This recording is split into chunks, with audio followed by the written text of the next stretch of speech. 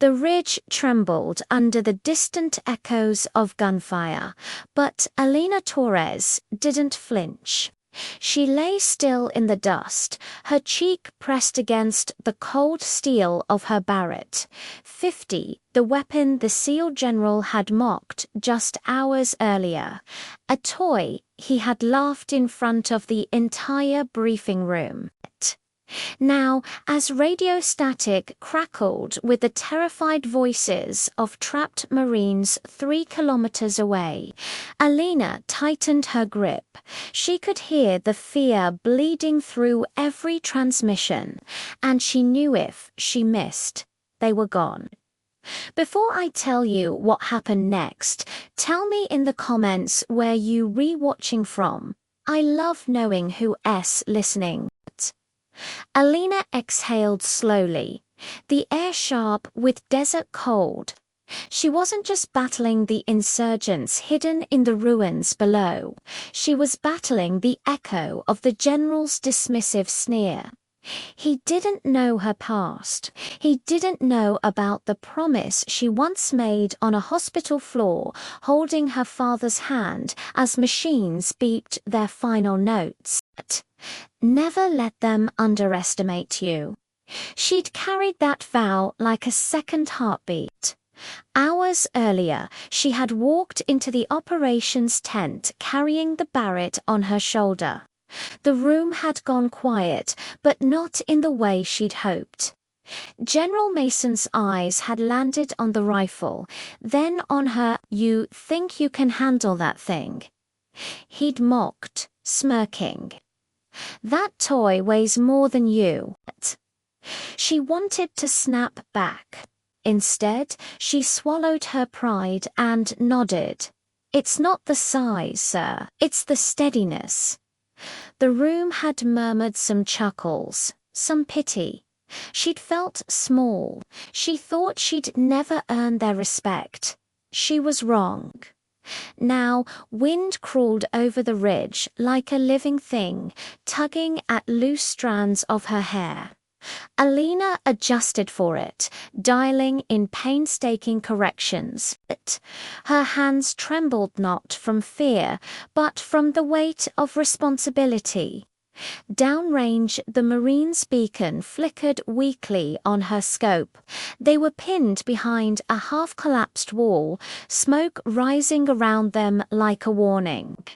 "Sniper 1, the radio hissed. We're running out of time." She closed her eyes for a single heartbeat. She pictured her father. She pictured those Marines. She pictured what would happen if she hesitated. Her breath steadied. Her pulse slowed. Then came the guilt, sharp and unexpected.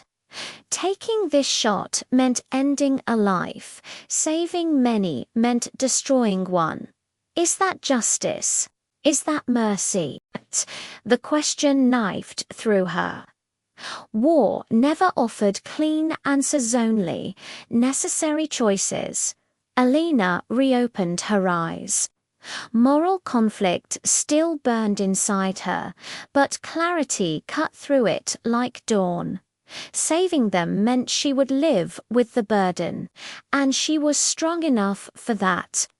She aligned her crosshairs with the distant muzzle, flash precise, steady, silent.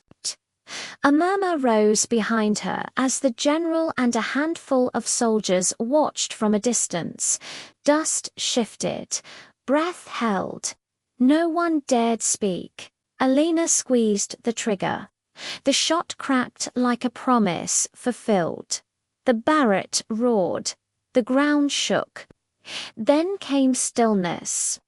3 long seconds. 4. 5.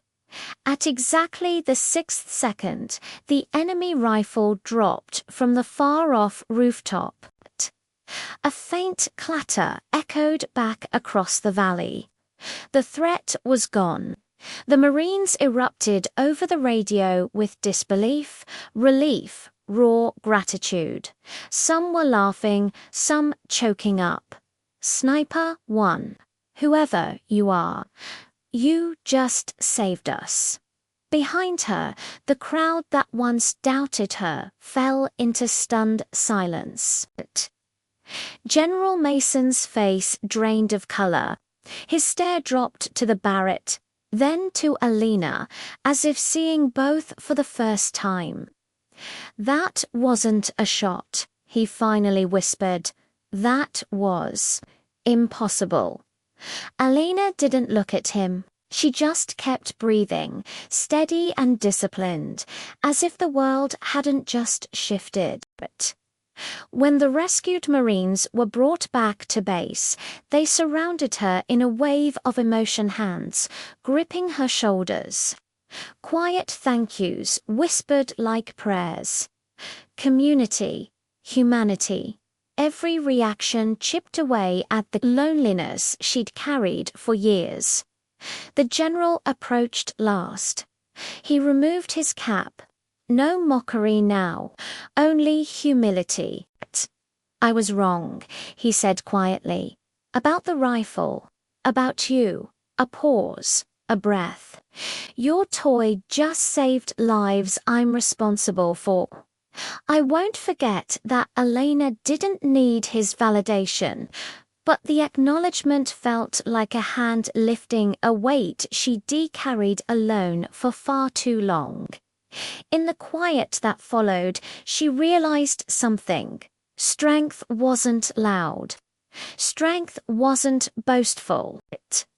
Strength was steady, patient, willing to carry burdens others couldn't, because courage doesn't shout, it steadies, it aims, and it saves. And as Elena walked away from the ridge, the wind brushing past her like an old friend, it felt like the desert itself was whispering back to her opening fear softly, almost poetically. Even in the longest distances, truth finds its target. If this story moved you, drop a comment, share your thoughts, and subscribe to Whispered Words for more powerful stories like this one.